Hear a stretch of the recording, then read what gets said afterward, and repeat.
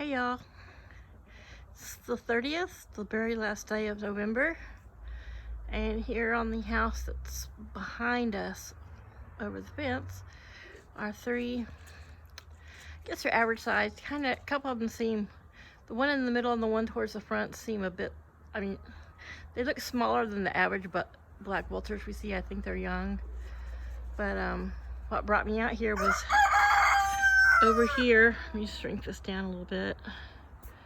Make sure I get the, over here in this area here, one of them was just sitting there like, like it was a chicken, and the other one was walking around the yard, and as I watched from the mudroom, it came over to drink out of Chaos's water bowl.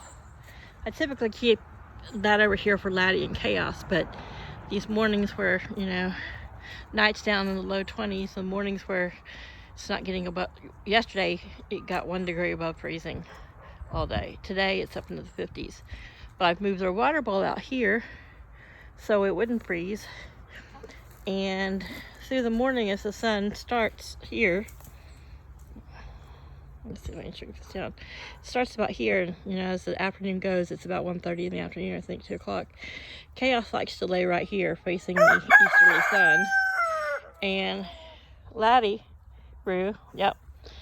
I couldn't find my other, I think my other blue fuzzy probably was eaten by the dryer, so was the pink, so I have different non-matching fuzzy socks over my regular socks, just because it's cold. But anyway, Laddie's my new puppy. He follows me around. He insists on going in the house.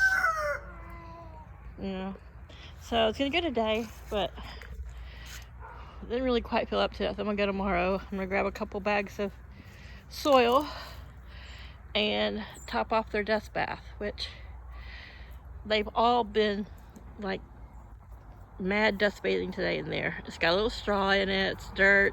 They've dug up a bunch of old rock and stuff in there, but they don't seem to mind. They still want to dust bathe in it. To me, it doesn't feel like it's dusty enough, so I'm going to get some wood ash.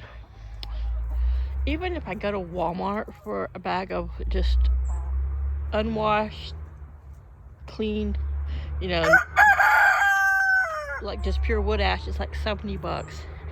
I'm like, oh my god, I need to use all this dead wood I've got out here and start having a fire pit every night. So I enjoy setting up by the fire at night, and I'll have the ash for dust bathing.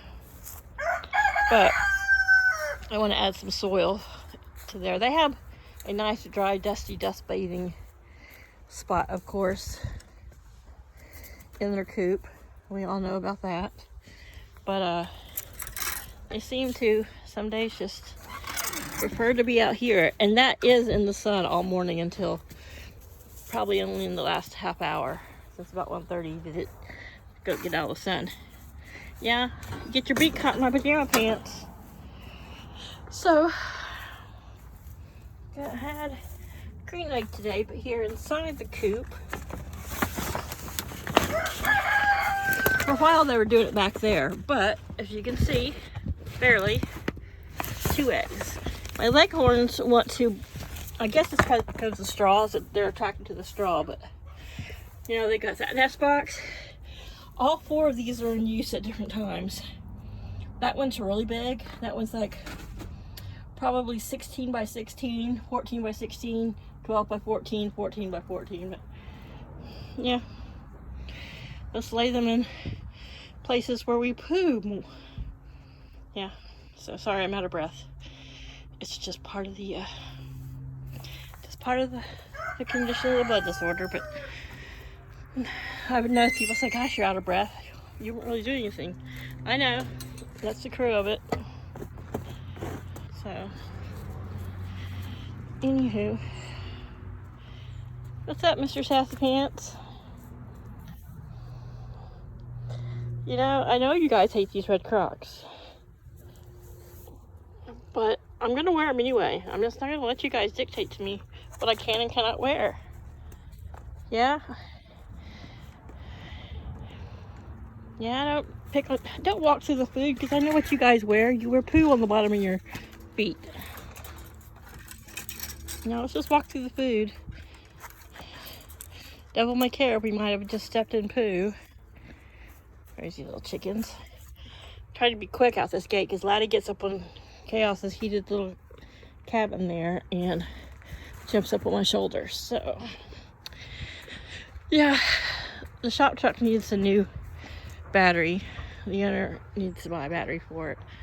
Paul and another guy who works with it are working on charging up the one it's got so we can at least get it back to the shop. But so yeah, we still got a lot of green, and we've had 3 nights now, buddy, down into the like 21, 22, and so I think most of the roses that were blooming and that were in the video the other day are pretty much just gone. Yesterday, it looks like something's eaten it now. There was a white rosebud sticking up over there. It looks like something must have just chomped the whole top of it off. Because normally you would see it and it would be like, it was a, oh no, there it is. I was looking at it from the other side yesterday. So yeah, those are the big 2 lovely ones. And that bud still looks kind of healthy, but I don't think it's going to bloom out. We've got a few more nights of this down in the 20s, but today it's up into the 50s, so it's not so bad. Marigold passed on Sunday. Was it Sunday or Monday? Sunday. We buried her on Monday. It's just sad, I think. Well, I'm pretty sure that, I mean, she had a sour crop, and she was treated, and she seemed to bounce back from that fine and started eating and drinking again, and then she just quickly went downhill. Within about 4 to 8 hours of that, she was gone. So I really think that being her age, and I mean the sour crop, one day she was fine, you know, that morning she was fine, and then in the afternoon I find her. So I think it just, being an elderly, one of the power pack things, being an elderly chicken, top of the hood of the truck, her body was just not, you know, just couldn't bounce back from an illness. And, you know, she was eating and drinking, and then all of a sudden she just stopped. Within 48 hours of that, she was gone. And the day she passed, I knew she was going to any minute, because she was alive, but she wasn't in any pain, and her body had let go all of its fluids in the night. I'm not going to get into details, but animals, like a lot of humans, especially in those last moments of death, as organs and things shut down and the body starts to relax into the death state, people will tend to lose all their bodily functions. And essentially, that's what she did. Or a chicken who had stopped eating and drinking, who had eaten and drinking in 24 hours. That was a lot of liquid, and just within a few moments after that, there was no throes. There was like I don't even think I heard the sigh. I was decorating the tree, and I think my heart felt the sigh. And I went over to check her, and she was still warm and she was still pliable, but her feet she was gone. There was no heartbeat. She had just passed, and that's weird and eerie, but now that I've gotten older and I've learned to tune out people and I stay out of crowds and away from people, I think I recognize my empathic tendencies more. I've always had a thing that if like someone showed me an injury, even like a picture of it, but especially if I saw someone in person and they showed me like an injury, or I touched them and they had an injury, I would feel the injury. And it would be like, it was kind of devastating, and it was weird, and I would get these weird sensation up and down my spine, and I just thought it was crazy. I really did. I just thought it was crazy. You know, even my therapist said, yeah, you're highly empathic, but, when I was young, I think so many things that I sensed or felt, I wasn't equipped to handle. Anytime I talked with my mother, she would go off on a religious tangent, And I spent a good part of my 30s, you know, just numbing myself to ignore it, you know. And I just, you know, stayed busy, stayed around groups of people. But as I got older and I've stepped away from thinking that I need to be part of this social circle or, you know, be overly social, I've gotten better at recognizing when I'm around people and I'm picking up things from them. And I would say that as I've gotten older and I've recognized why and what causes some of my social anxiety, it's made me even pull away more, because I realized that it was so easy for me to absorb what was going on around me that it allowed me to ignore sometimes common sense, sometimes self-preservation, yeah, just whatever. So anyway, I'm very intuitive, and I just knew. And, you know, I thought I heard her sigh, but she was so weak. Yeah, I'm sure chickens can sigh. I think I heard one of mine sigh once when they died. But I just sensed it. I was in the middle of decorating a tree, and I had Christmas music playing, so I don't know how I would have heard anything. I just knew, and I walked over there, and it had to be she had just been a moment or two since she had passed. But anyway, there's the leghorns. Those the leghorn crosses. That's where I got these two matching. They're brown, but they're kind of a pinkish brown eggs. You can see they're a little bit different. The one on the bottom is a little bit lighter. And I got a green egg out of this Zinzin here, the brown and black Easter egger. Luna, she usually lays in the morning, so she just may not be laying this morning.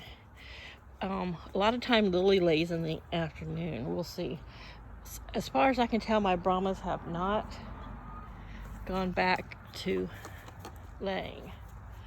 They're hanging out inside the coop there. I don't know if you can see them, but this morning when I came out, I didn't hear a lot of crowing this morning, and I was out like I told Amazon I got up early than normal to go to the bathroom, and so since I overslept till 8:15 yesterday morning, I felt so bad. I came out here, you know, like, I'm sorry. They were all gathered up here by the gate to the little run. I told Amazon to wake me up in an hour and a half, and so I was out here right at 7, and really the only ones that were out of the coop was Cosmo and Zinzin. Everybody else, you know, I think because it was so cold during the night, they were like, it's too cold, brr, we're not getting out of bed yet. And like I said in the last video, my older girls here, the Brahmas and Silver Lace Wyandotte, seem to be hanging in bed a little bit longer, probably enjoying the heat and the snuggling. And Mr., you know, Randy, I just heard the squawky noise, and two of the vultures were up there having a little tiff argument. So just their mannerisms, I'm watching them in the yard, and as comfortable as they are, oops, sorry, they and their size, I've been able to get within about 15-20 feet. They're smaller, so I think these are probably young adults, teenagers, young adults. It's kind of hard when you can't pick them up and look at them. I mean, they are vultures, but just to sit out here in the sun themselves, just sitting out in the yard sunning themselves. They ate the remnants of what was left of the turkey after I picked most all the meat clean. Like, I didn't pick everything, tiny little speck of meat, and I didn't clean the back. And this is Laddie. What are you up here on me for, Laddie? You better not have poo on your feet. Let me shrink this. You probably can't see him. What are you doing on my shoulder? Yeah. Come on, mister. Let's get down. He doesn't want to get down.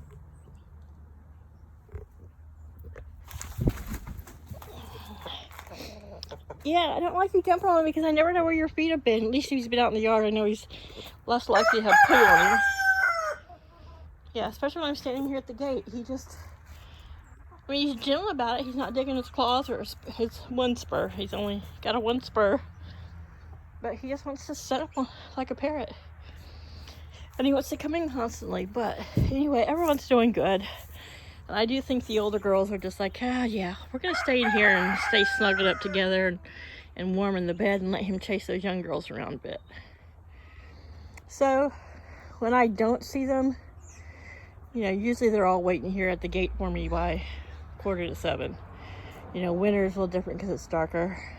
We were having some southwesterly winds, so this is an old cloth shower curtain folded in half. And I was using it to block some of the ambient light from these houses that never shut their porch lights off. And we were having some winds out of the east. Just so when they're in the nest box and they're hanging out in there. But I felt so guilty because I was so late getting them out yesterday. Paul was coming home and I was like out in the yard. He's looking at me like I'm crazy because I'm like, I'm sorry guys, I'm so sorry, you know. And the birds are just like, let us out. But they have, that's why I've mentioned before, but that's why I like having this run in a 5x15 configuration. So there are coops back there, and on snowy mornings or rainy mornings, you know, inclement weather of any kind, they have their floor's never wet. They have a dry place to come in. They can eat. They're getting fresh air. They're not locked in a little box coop just to get out of the weather. They can get up on the table. I might put another roosting bar inside. I put it out here for Laddie, but it's just it's a really long, probably 12 foot dowel rod that's about, you know, 2.5, 3 inches, probably 2 inches. I'm not a really good judge of that. It's bigger than the handle of a shovel, but so I may just run that through here and out the other side. I mean, I'll have to duck under it to go in, but it'll give them something to get up on off the ground if they want, you know, because they like to sit on their feet, and that's how they keep their feet warm. But we're supposed to get some rain maybe tomorrow. Yeah, I think maybe tomorrow we're supposed to be getting some rain. It's going to be in the 50s, so it's not going to be super cold, but going into cold nights and just winter, I like to make sure that they have ample opportunity to keep their feet dry. And, you know, frost on the ground, snow, rain, they'll come out and walk around in it and get in it. You know, for a very hardy animal, you know, they can be quite delicate, but the important thing is, you know, don't let them go to bed wet. You know, give them ample opportunities to have dry feet and keep their feathers dry without having to be locked into like a little coop. I see a lot of people who have coops. They have runs around them, but they don't always cover the run, or they just cover the run with a tarp. And I could have done that with this, but because I had these odd-shaped pallets here, these long skinny ones that are like 18 by 10, I chose to use them and make sure there was, you know, a good foot to 18 inches of eaves on each side. Well, on this side I know there's 12 inches, a little over 12, 14, and I think there's 18 on the other side. So it's not, and this side's with the tree, it's not as prevalent to see rain getting inside there. They might get a little wet down here, and so I think I'm gonna get some gravel because they want to dig up around the bottom of this. I don't know why they want to dig over here along this back wall, which only thing they're gonna hit is the 2x8 that's halfway buried down. So, and underneath that, they can only dig so far because this is part of the old gravel driveway. Probably a good 4 or 5 inches underneath there. So anywho, they're safe, but you know, I've mentioned it before, and I'll recommend it to anyone who's new or thinking about getting chickens. And even if you buy a pre-made coop or have a coop, if you can fit it into one end, you know, so and make sure that end's protected, then, you know, this gives them a 5 by, right now it's probably about 10.5 feet of floor space. And if you provide them roost and places to jump up on, you know, if it's a really, really bad weather, blowing, and I don't come and open the gate, I know that they're you know, they can get out and move around. I'll come in, I'll throw some scratch down in the straw here, and they'll have a good old time. And when the wind's coming out of the north or the northeast, they use their little hut there, the chicken hut. We call it the chicken shack. And we've been having a lot of, because we're going into winter, the summer was super hot, I've not bothered to put any windows. And I've kind of second guessed myself if I'm going to put windows in the back, because that's the north.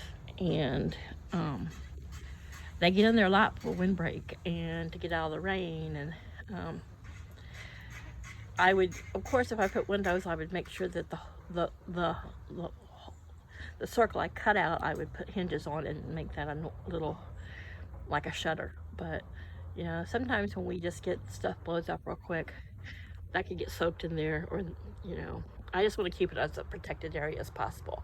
So I may just leave it just three-sided.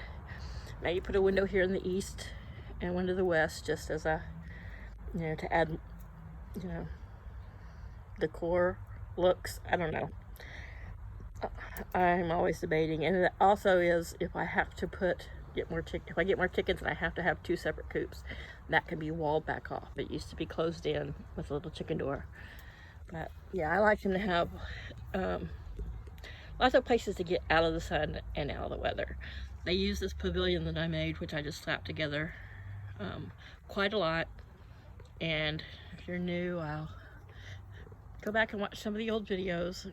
They're all wordy. Of course, you know me, I ramble on. That's part of the title. But that is an old, it's some sort of really thick plastic, corrugated plastic of some sort. It is a flower box, and I used it for flowers for many years. Paul had it before I ever came here, and I've been here 12. But the sides are bowed a little bit, and I just quit using it. So I thought, you know what, I'll put a dust bath under there, and so they can sit in there, they can get out of the rain. It keeps it pretty dry. You can see Miss Luna over Lily, blah blah blah, Miss Lily. I'm sorry, I've got this chronic headache that just sometimes, I'm pretty good at ignoring it, but it just sometimes makes me fumble my words. But yeah, Miss Lily's over there killing that cabbage. So was it yesterday morning? Yesterday or the day before, I put a fresh cabbage out there and some tomatoes, and I cut up a red bell pepper. And you know, you don't see any pieces of pepper laying anywhere. They've gone to town on it. There's a little piece of tomato kind of right, I don't know if you can see me right there, but the rest of the tomato and the bell pepper's gone. Both are good for them. They get vitamin C from bell peppers. And they chased tomato around the yard for a while. You know, they'll go to scratch at it, and if they don't get their claw in it good, they kind of kick it and it rolls, and then someone else chases it. And I gave them some little pieces of turkey. And I watched Morgan at Goldshaw Farms video this morning. He was talking about, he thinks his chickens, you know, yeah, they might be descended from dinosaurs, but they're more like little piranhas, the way they like strip little pieces away from things and keep at it. But yeah, they're omnivores. But man, you give them a few pieces of meat, like I threw a few little pieces of turkey, a few little pieces of ham out, oh my goodness, you know, it would be just like a little string of meat, and they would just run with it. You'd think it was a big fat juicy worm, and they would chase each other, and oh my god, they would get so noisy and squawk and fuss about it. So cute. But there's Cosmo in the front, black and white. There's the silver lace Wyandotte. There's the 2 Brahmas. Kiva's up inside the little chicken shack, and there's Neve bringing up the rear end. I can only see her booty, so yeah, this is Daisy here, just with her backside to us. There's Flower, and when she lifts up her wings and flaps her wings, under her wings she has a little more of the lacing pattern like a gold laced Wyandotte, but it's just in the tips of her wings. So now Lily and Zinzin, the Easter egger, are up on a chair preening. They were raised together. Those 2 and Cosmo came here together as a threesome from a little farm. I wish the guy had little turkey pullets, because he has the most beautiful royal palm turkeys. But anyway, so yeah, they're I sometimes feel guilty like I don't have enough stuff out here for them to jump on or play on, but they're good. And like I said, I keep these pallets out so they've got something they can stand on and walk on, and they're not on the ground if it's muddy or if it's wet. And they'll sometimes just come out here and line up and sit on this little skinny pallet, or up there on their little arch. And on these cold days, they've been really good about kind of migrating around the yard. And as the sun goes into that back third of the yard, they'll go out there and hang out. But yeah, it's like everyone's been foraging, and now they're all going to preen. They've all had big dust baths today, so oops. Yeah, I've got to get in the habit of making sure I'm looking at them through the camera and not looking at them around the camera. But anywho, chickens are good. Let's see, the vultures are still hanging out up there. One's behind that little tree. Here's Chaos, who I mentioned the other day. I saw him nose to nose with one of them eating out of the compost pile. I mean, there's eggshells in it and mostly vegetables, but there was some ham trimmings and some turkey out there in it. And I looked out there this morning and the carcass is totally gone. So, and because I knew it was going to be a really freezing night, so I put a can of soft food out over here yesterday for the wild feral kittens. I'm working on getting them in a trap. It just does not work. Their mamas are too smart. And I think the neighbors have tried to trap them too many times. And getting them all in one trap, and if you just trap one or two, then your chances of getting the rest of them are very slim. So I've gotten Nomad. She's the black and white that's really pretty. It looks like Chaos, except for Chaos has white on his nose and she doesn't. I can get within about 5 feet of her and she'll come to me, but she stops at about the 5 foot mark. So I'm just trying to get them more familiar with me, luring them with food, and you know, I have a big fishing net that I use if I have to catch one of these wild women when they get out of the yard. So if I have to, or if I can ever get close enough, I will try to, you know, with like all 3 of the little kittens together, I will try to get that net over them. But you know, I don't want them to scratch and hurt each other, freaking out. But I want to be able to get them caught, take them and get them fixed and all their shots, and then I'll re-release them. And you know, they'll just be the wild cats, and you know, an extra $20 a month to help feed them. I already spend, you know, $200 a month feeding all the 9 I've got. I just, you know, I hate the idea, especially these cold nights, that they're not going to bed with a full belly. I know the neighbors feed them. They buy large bags of kibble in bulk, and in a cold winter, I know he makes them a warm oatmeal and kibble mix, you know, to put something warm in their belly first thing in the morning. And when I can, I try to make sure they've got something in their belly at night. Hey, you guys. I saw you guys all dust bathing in there. I threw some extra straw so I wouldn't have just this little pile in there the other day. And I think you can tell there's a hole right there under Mr. Cosmo. They've been all dust bathing in there. And that has been, besides straw, it's been filled with organic soil that has nothing in it that could hurt the chickens, ash, and some dust bath blend that I ordered off of from a company that, you know, makes herbs and things like that for chickens. But yeah, I think I'm going to go and tomorrow to Ace, because I got some new coupons that start tomorrow, and I'm going to get a couple big bags of that organic soil. I believe they still have it in stock. It's just, you know, much more expensive in the winter. And fill that up with some more dirt so that they will have a place outside, even in the cold, to come dust bathe. But yeah, today I'm just in a shirt sleeve, so it's not quite so bad. The 40-degree temperature swings are odd, but all right. So there's a piece of a tomato back there on the other side of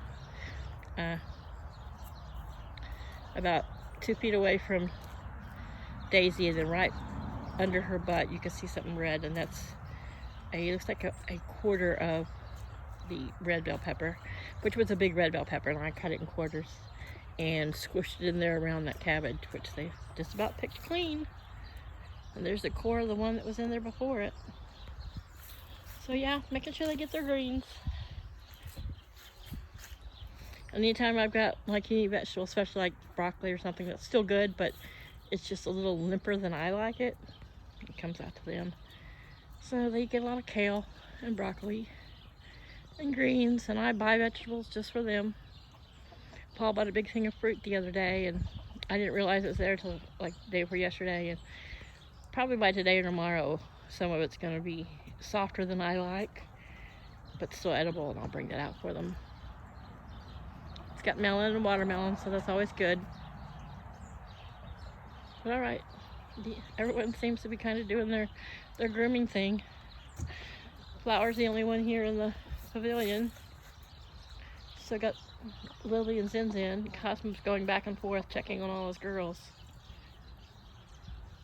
Maddie and Chaos, I've been calling them a little pair of scalawags, come in the house and make a mess with the food. They hang out together all day long. One of their best friends. He seems to be doing okay without Marigold.